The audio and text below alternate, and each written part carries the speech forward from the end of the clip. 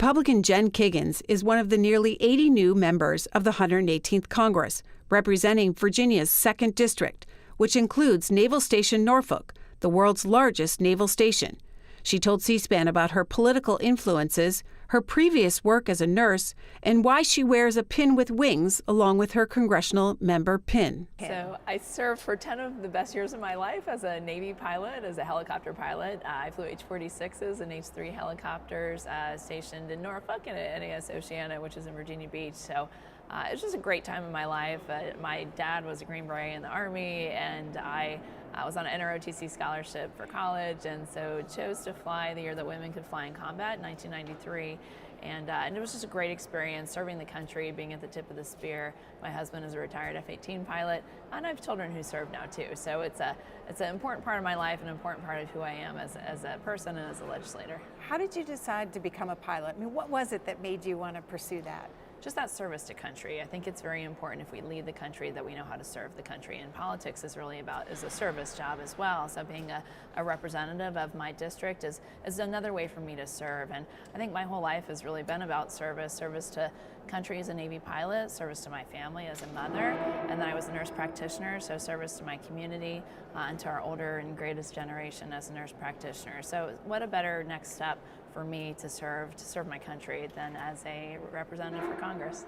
How did being a pilot shape who you are?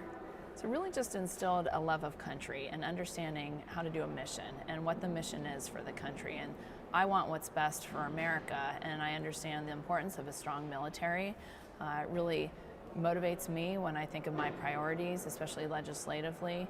I know that deterrence is our best form of preserving peace.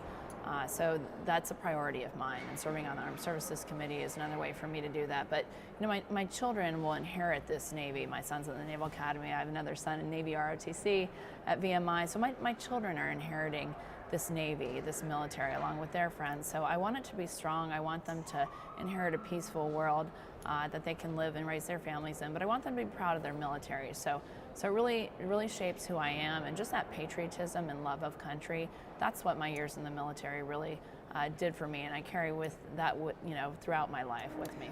Where were you deployed to, and when?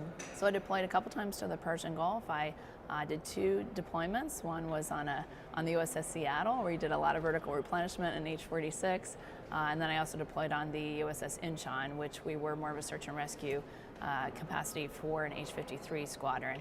And then my last tour in the Navy was search and rescue at NAS Oceana, so for the master jet base on the East Coast. That was 10 years of your life. When were you a nurse practitioner?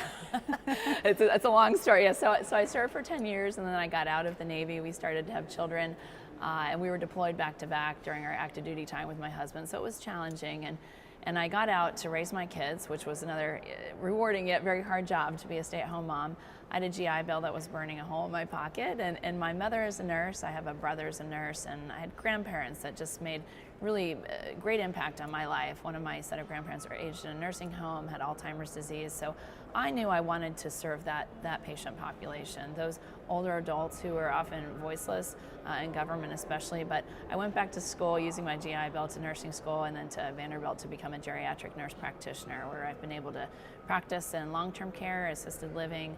I've done some home health and hospice, which I really loved, and memory care, and working just with frail elderly and cognitive impairment. So excited to advocate for them here in Congress. I was able to do that in the state legislature, and just really excited to be their voice again. And then when did you run for your first public office? So that was 2019, and that was in Virginia. It was the year of the blue wave. We saw a lot of Democrat women, especially, that were running and winning elections, and there really were no Republican women that were stepping up, especially veteran women. So I felt very underrepresented in government, and the state senator for my district kind of retired all of a sudden, and the seat was open.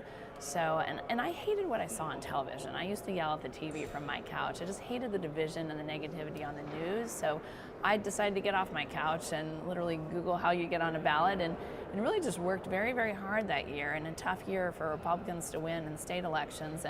And we won and showed up in the state Senate as the only new Republican that year. And I sat in the minority in Virginia for a few years, and I really learned a lot of lessons about governing, about bipartisanship, about how to get things done in the minority. And 3 of the, again, great years of my life, but really prepared me well for my current job here in Congress. And what made you decide to run for this seat?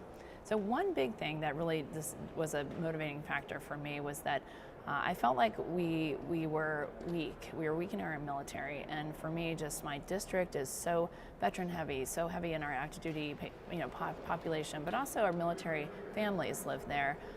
As a military spouse, as a military mom, I couldn't do that on the state level. I could do a lot of work with not only healthcare, but with our veteran affairs type legislation, but just being able to impact change for our active duty military, working with Department of Defense and with our Navy. I want to restore that strength for our military. I want, again, for them to be proud. I think a lot of veterans that ran this cycle, we watched the Afghanistan withdrawal.